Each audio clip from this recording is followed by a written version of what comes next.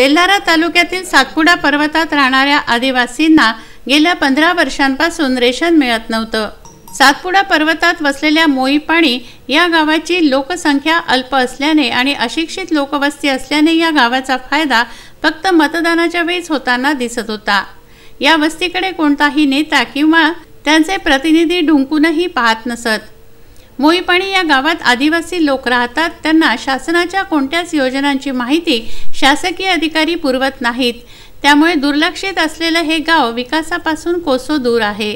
या गावातील नागरिकांनी तेल्हारा येथील तहसील कार्यालयात गेल्या 15 वर्षांपासून रेशन मिळत नसल्याबाबतची तक्रार दिली, माहिती दिली, तेव्हा शासनाच्या लक्षात आलं। मी निलेश कात्रे, पुरवठा निरीक्षक, तहसील कार्यालय तेल्हारा।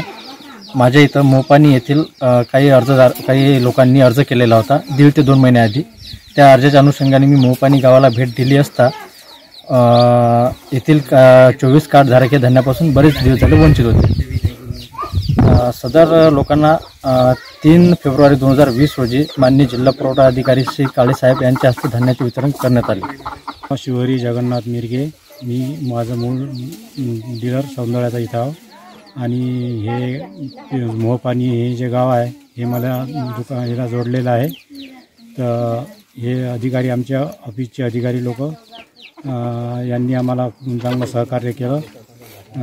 तहसीलदार साहेब माननीय सुरळकर साहेब, तसेच पुरवठा अधिकारी कात्रे साहेब व भोपळे साहेब, टोरे साहेब यांच्या मार्गदर्शनाखाली हे आम्ही इथं येऊन वाटप केलेलं आहे। आणि हे लोक पण खूप आदिवासी लोक आहेत, यांना धान्य दिल्या हे खूप खुश आहे। आजपर्यंत यांना धान्य मिळत नव्हतं।